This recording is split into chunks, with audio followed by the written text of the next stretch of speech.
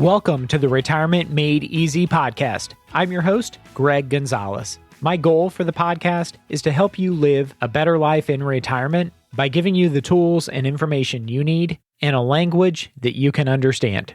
As a financial advisor in St. Louis, Missouri, with clients in 17 different states, we help them all plan for a successful retirement. And by successful, I mean success means different things to different people. So everybody's goals and objectives in retirement and the best years of their life is different from their neighbor, from their sibling, from their coworkers. But where a financial advisor can be invaluable is to look at your financial situation, look at the goals that you have, and help fill in the gaps along the way. And one of those gaps that we see quite frequently is in someone's tax planning. And we find areas of opportunity to pay less taxes now than what we expect in the future. So paying taxes and your tax planning, that's one of the things that we can control. There's a lot of things in life that we can't control. For example, you can't control your health insurance premiums going up, your prescription costs going up, or your insurance premiums going up year after year.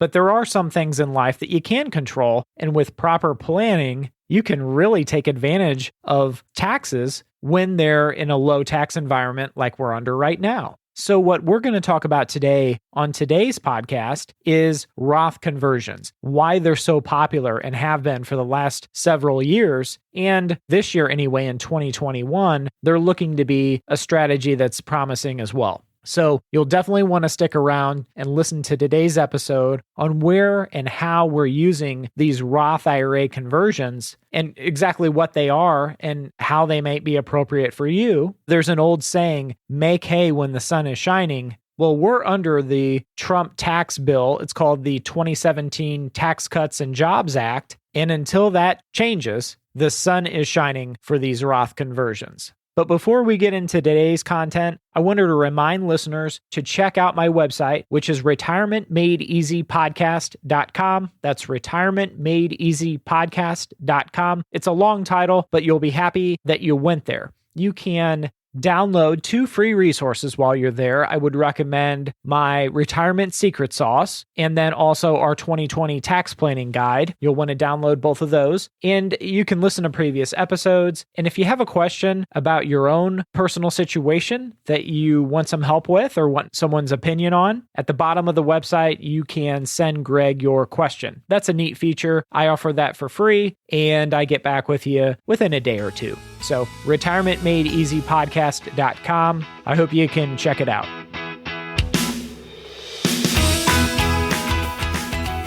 So let's talk about Roth conversions, why they're popular and have been for several years. And the idea behind them is essentially you are biting the bullet and paying taxes now while we're in a low tax environment, generally speaking, and paying the tax on your IRA and your 401k. Maybe you have a simple IRA. Those are pre-tax, tax-deferred retirement accounts. So let's say you want to convert $10,000 of your IRA or 401k. What you're saying is, I'm choosing to pay the taxes now, this year, while taxes are low. You pay your taxes on the money. It converts to what's called a Roth IRA. And if you already have an existing Roth IRA, the $10,000 would just add to it, right? And so once the money is in the Roth IRA, you can invest it, of course, however you want. You're in control. But the beauty of the Roth IRAs is once the money's in the Roth IRA,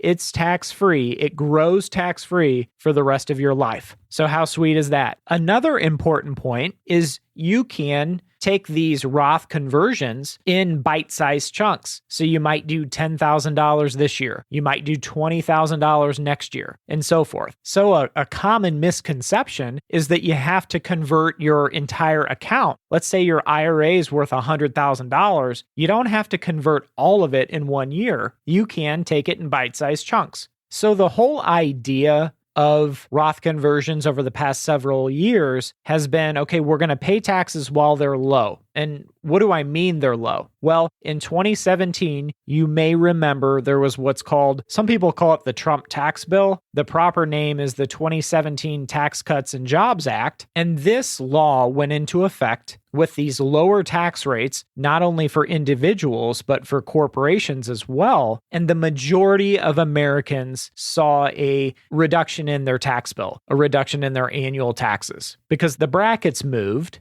the standard deduction went way up. And there's an article that I want to mention. It's called 2 Years After the Tax Cuts and Jobs Act, Who Are the Winners and Losers? It was written by Bill Bischoff. It's a wonderful article. I recommend you check it out. And it quoted a study that was done by the Tax Policy Center. And what it found is that 65% of households actually got a tax cut in 2018, the year after this law went into effect.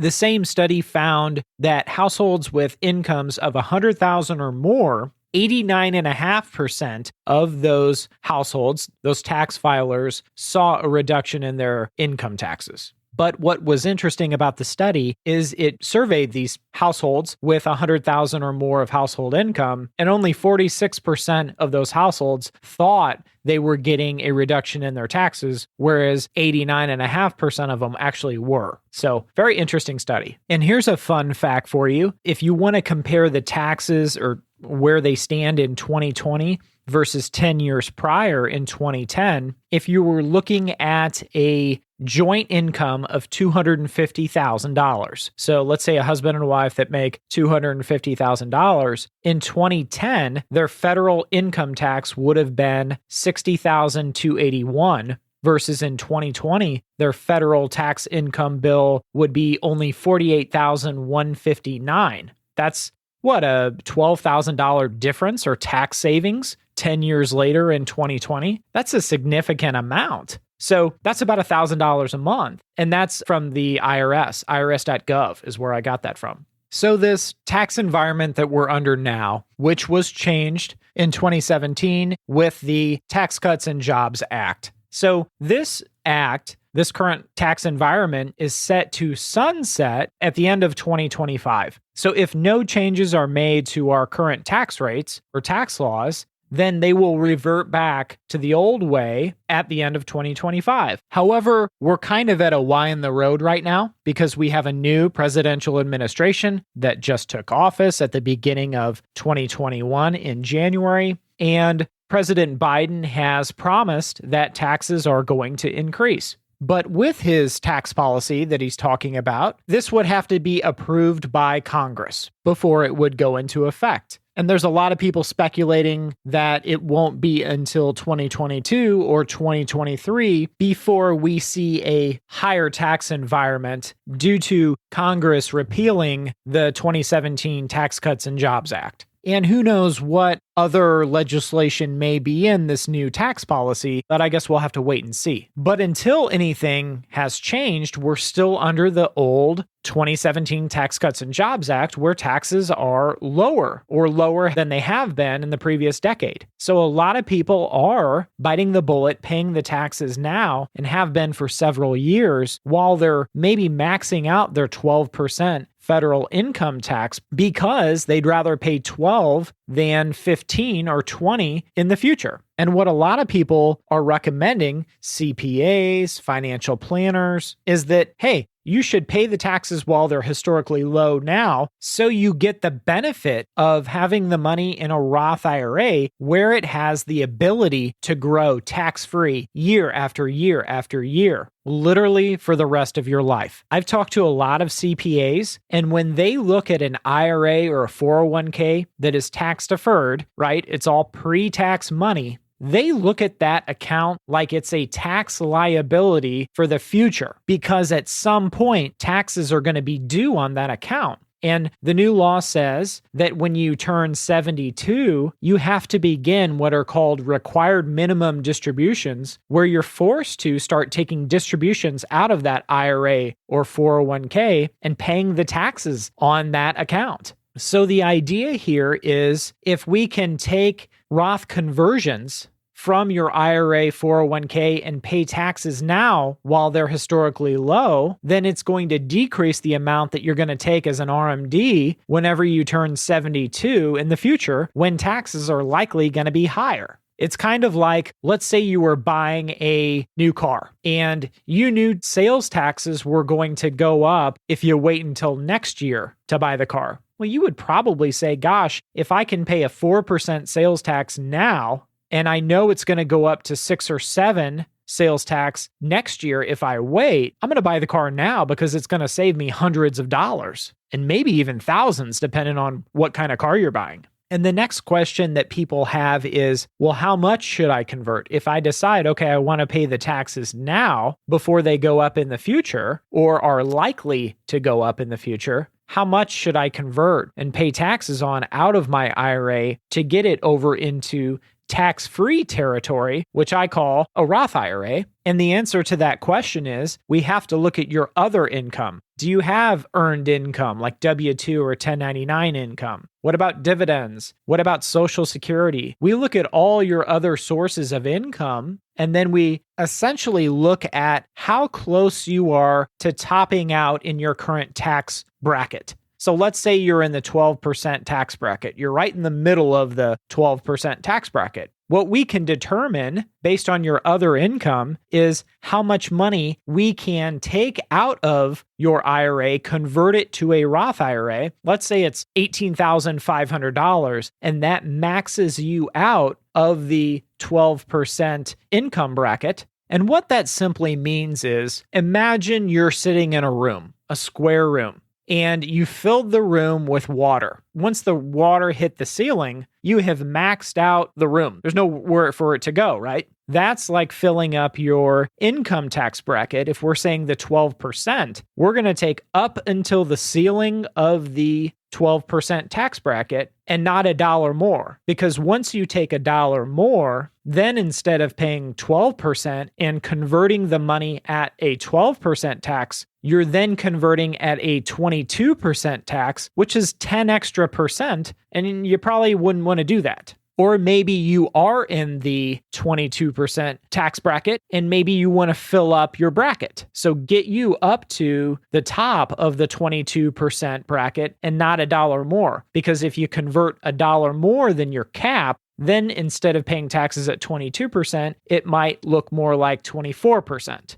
I had a client jokingly say to me this past year, what you're doing is you're doing a lot of forward-thinking tax planning. And he goes, and I like it. It's kind of like what Donald Trump would do. He's paying people, his tax advisor, his financial planner, to make the most of the tax policies or the tax rules. So he's kind of getting over on the system. I thought he had an interesting take on it, but really what we're doing is just making smart choices with the tax rules that we have. I think if you ask most people out there, do you think taxes are going to be higher in the future or lower? I would think the majority of people would say taxes have one way to go, and that's up. Now, another question that many people have is, when's the best time to do a Roth conversion? What I will suggest is, if your income is very predictable and that we're sitting here in January or February timeframe, the beginning of the year, and you know with almost downright certainty your income is going to be X amount of dollars by the end of the year, your taxable income,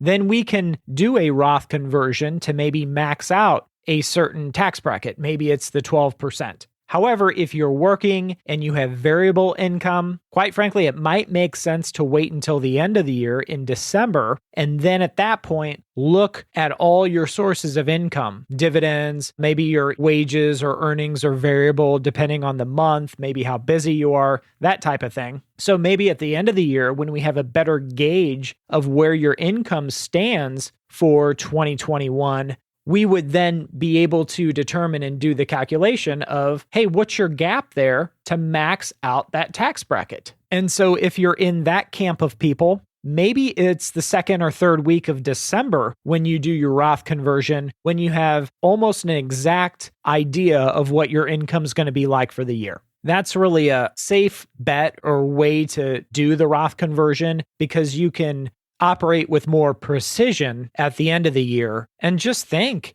of all the people that had lower income in 2020. For a lot of those people, we were executing these Roth conversions because it was a lower income year for those people. And it made sense to take advantage of a Roth conversion while they were in a lower income tax environment year. The old saying goes, life gives you lemons, make lemonade. Well, that can be a good idea of taking advantage of the opportunity or the hand we were dealt in life, right? So many people worry about the things that we can't control. And quite frankly, worrying is like being in a rocking chair. You're rock and rock and rock, but it doesn't get you anywhere. And they say most of the things that people worry about in life and gives them stress with all the worrying they do, well, these things don't end up coming to fruition anyway, and all the worrying was just unhealthy, right? So what we want to focus on is the controllables in life, and tax planning and taking advantage of these Roth conversions, again, while the sun is shining,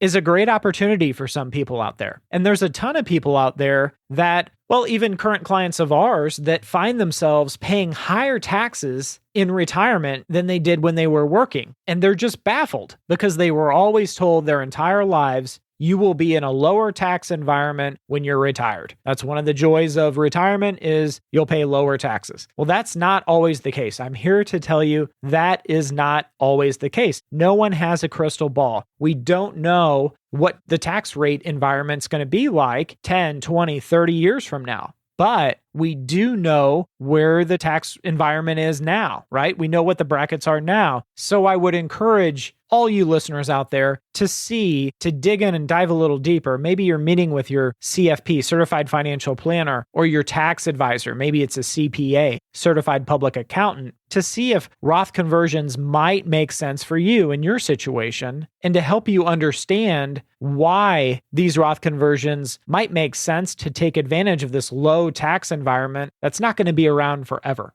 Everybody likes to see their money grow, however they have it invested. But what's even better than seeing your investments grow? It's seeing your investments grow tax-free in a Roth IRA. So I hope this episode has helped you understand this opportunity of Roth conversions and why people may want to pay the taxes now versus later because they see the benefit of the Roth IRA where the money can grow tax-free for the rest of their lives. If you have questions I can help with, go to my website, which is retirementmadeeasypodcast.com. I'd be happy to help. Until next time, remember, always dream big. The opinions voiced in this material are for general information only and are not intended to provide specific advice or recommendations for any individual. To determine which investments may be appropriate for you, please consult your attorney, tax advisor, or financial advisor prior to investing. This is a hypothetical example and is not representative of any specific investment. Your results may vary. All performance referenced is historical and is no guarantee of future results. All indices mentioned are unmanaged and may not be invested into directly. The SmartVestor program is a directory of investment professionals. Neither Dave Ramsey nor SmartVestor are affiliates of St. Louis Retirement Advisors or LPL Financial. There is no guarantee that a diversified portfolio will enhance overall returns or outperform a non-diversified portfolio. Diversification does not protect against market risk. All investing involves risk, including loss of principal. No strategy assures success or protects against loss. Securities and advisory services offered through LPL Financial, a registered investment advisor, member FINRA, SIPC.